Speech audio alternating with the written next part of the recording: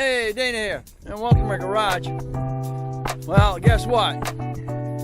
Took the 08 Dodge Calber for its inspection, and it failed because the computer is not talking to the state computer to get the information off of it. So I don't understand. We try to put scanner on it, and the scanner won't communicate either. So no choice but to fail it and send me home. So I'm putting my scanner on here and see if I can get it to communicate. I've got no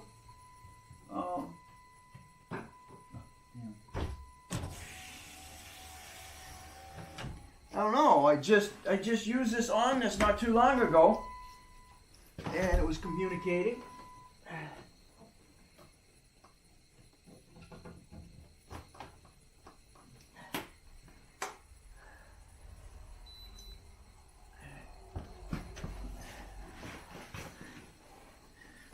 Plugged in now. Okay, just turned it off for a second.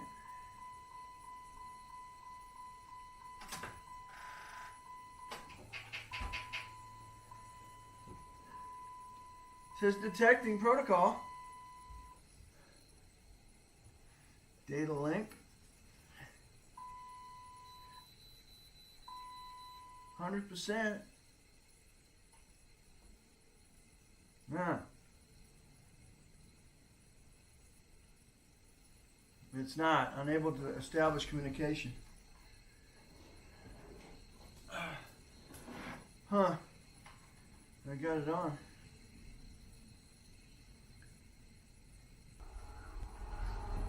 It's weird because I had to do all this with the scanner when I was looking for the code issue. So I don't know what happened since that point in time.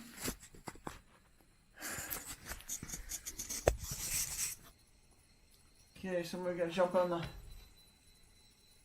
Nothing's going on there, huh?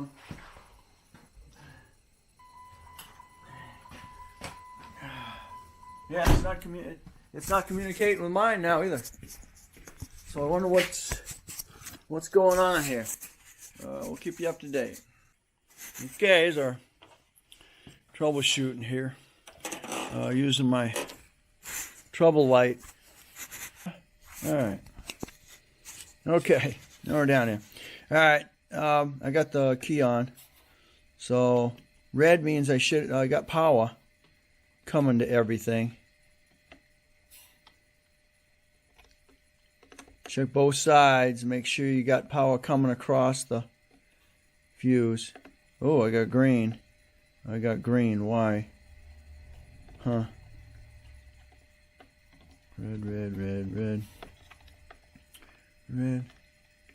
Okay. Red, red. Red, red. Red. Red.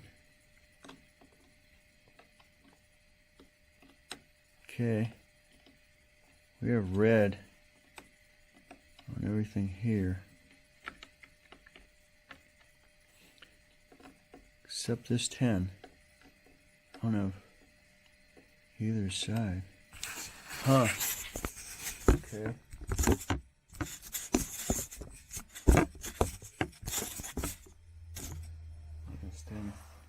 Let me pull this one off of here, see if we got power. I got no power to this at all.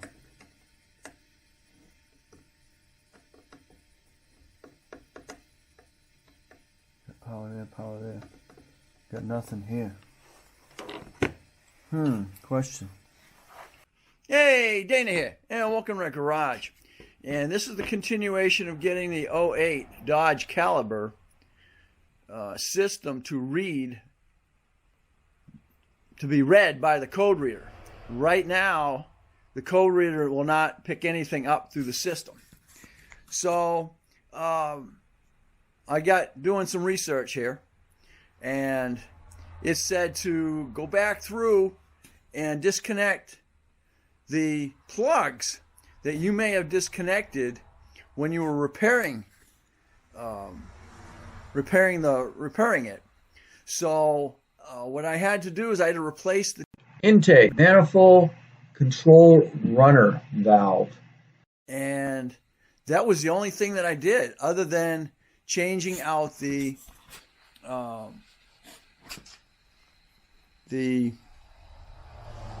alternator with this.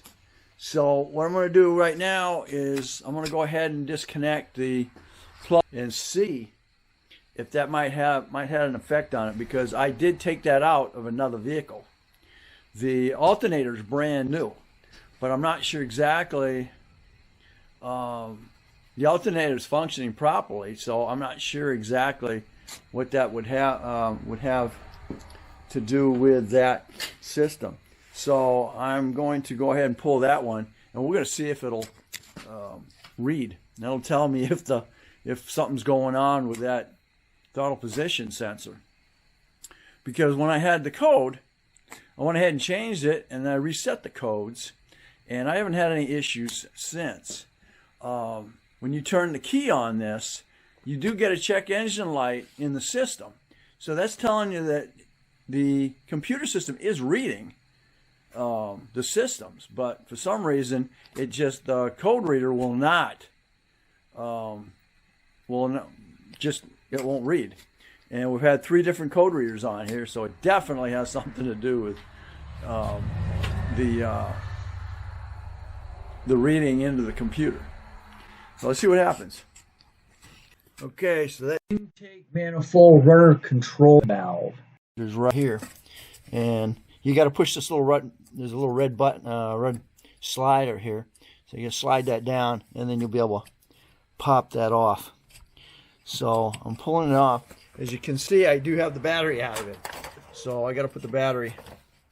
Got to put the battery back. Well, unfortunately, nope, that didn't work. Still no communication. I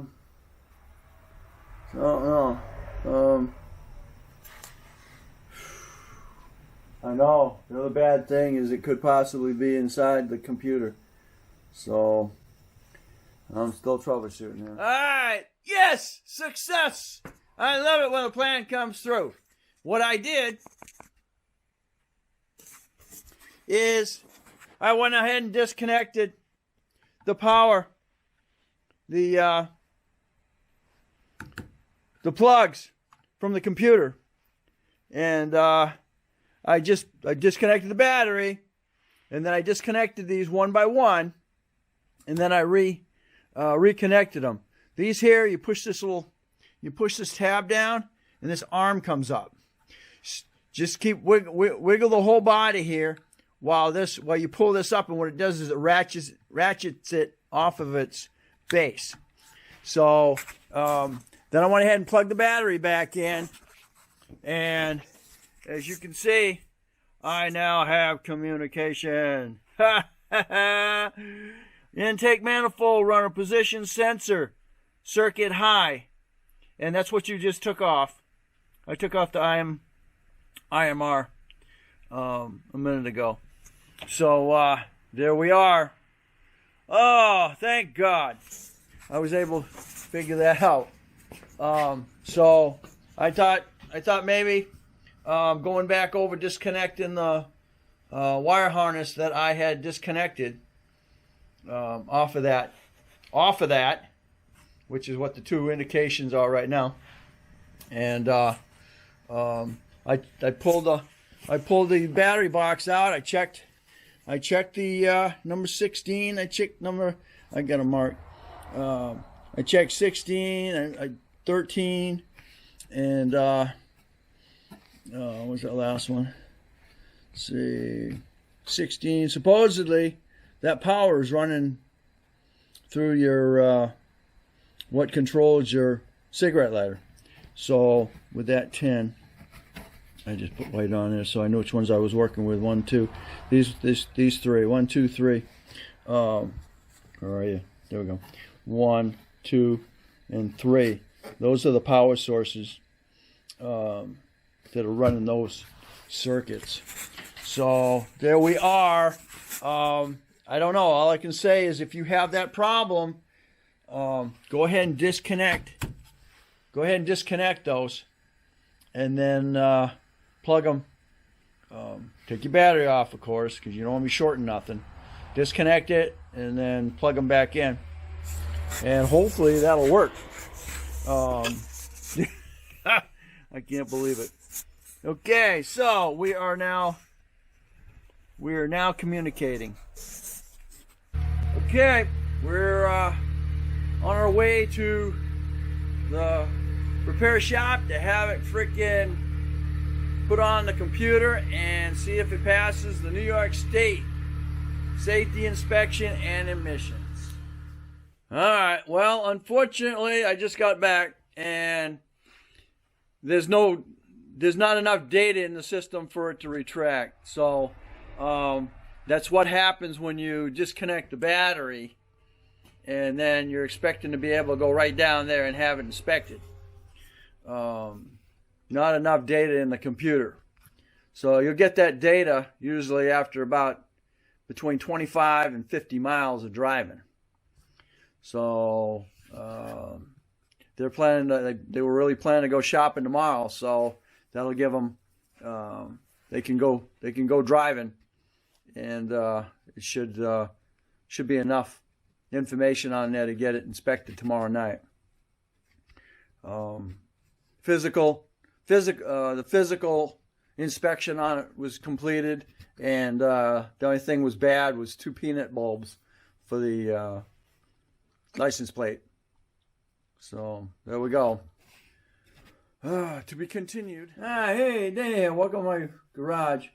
Well, something I found was back there when we checked the washer fluid, only one of them was working. One of the spray nozzles. It was the driver's side that was doing it. And come to find out, the hose had come off of the passenger side.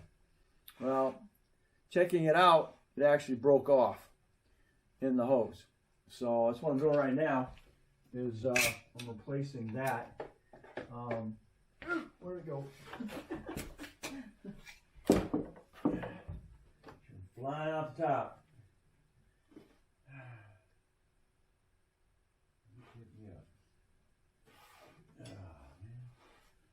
Okay, so yeah, what'll happen is because it's so heavy sprung there, I don't know if you can see that you have 2 little locking devices. I don't know if I'm gonna be able to get one off of the Kobalt or not, or off the Jeep. It didn't appear like that one was letting itself go very nicely. Looks like it broke right off. This one's not.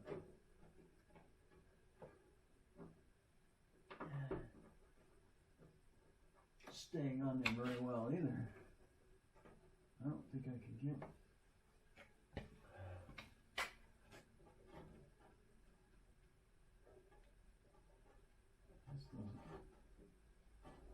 I don't think I can get those off without breaking them off. I'm gonna go out in the Jeep Liberty there and see if I can pull one. Okay, you gotta be careful when you pop those out, because they got the little plastic spring loaded on the outside, and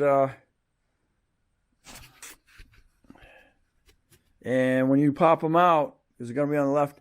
Both on this one on one side and the other one on the other.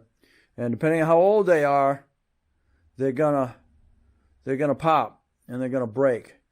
So I was able to get them off of the, looks like somebody replaced them on the Jeep Compass. So I went ahead and I just robbed both of them off of there. And then pressed them in, and as you can see, I got water. It's been spraying on the thing there. So That's a real quick thing, but if your donut breaks off, you're gonna be pissing window cleaner on the top of your engine and filling up your top of your inline where the coils go. So you don't want to be you don't want to do. Hey, Denny here, and I am back after driving this Calber 70 miles. I dropped by the shop, and guess what? It's not communicating again. I just don't get it. Thought I was good. I didn't check it, unfortunately, before I went out this morning to see if it was communicating. I'm going back to the same steps that I just did yesterday when I got it to communicate. So I'm not sure. It's just giving me a freaking headache now.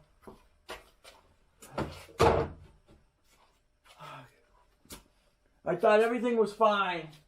I thought by resetting the computer there, it would have done it, but it didn't. So now I'm gonna recheck the fuses on this and make sure that something didn't blow while I was out on the road.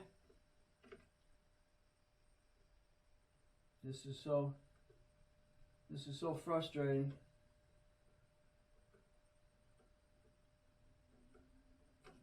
It was communicating last night. So I don't understand what happened from last night to this morning.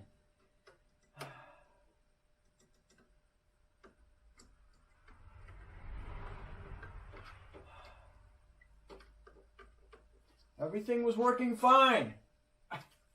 It was communicating. I even drove to the shop last night. Unfortunately, because the system was dumped, I had to go drive it this morning to get some mileage on it.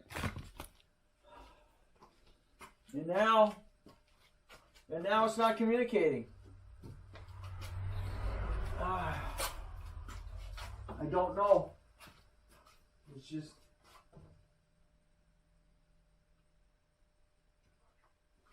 But if you watch the check engine light while it's setting itself up, the check engine light's blinking on and off.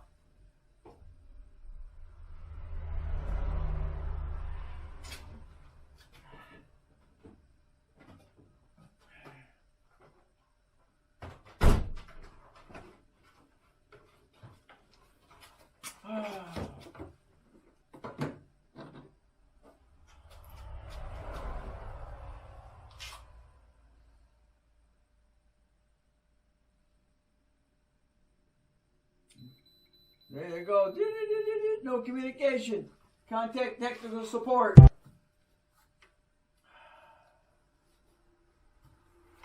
I don't know. I just can't get it to... I'm not getting it to communicate.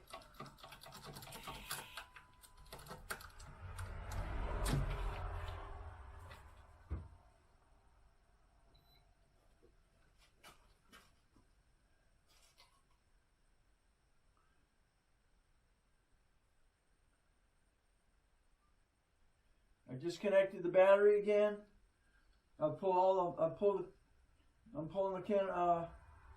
the connectors on the computer.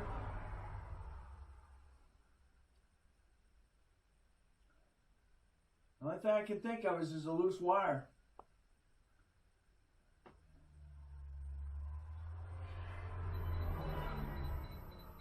Oh, going on.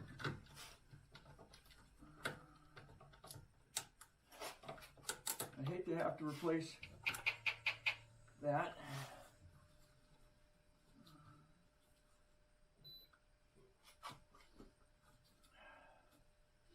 The only thing I can think of is when I did something yesterday, I moved a wire or a ground or something, and now it was all of a sudden communicating.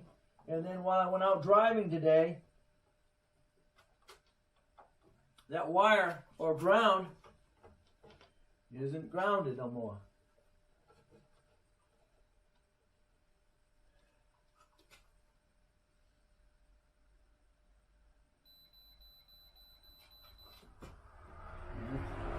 Sometimes it's what happens. You touch something, and now you don't know even know what you touched.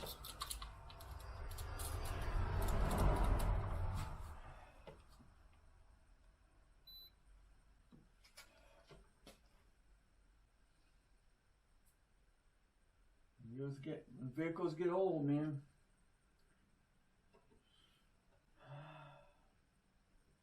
My plug speed will be good.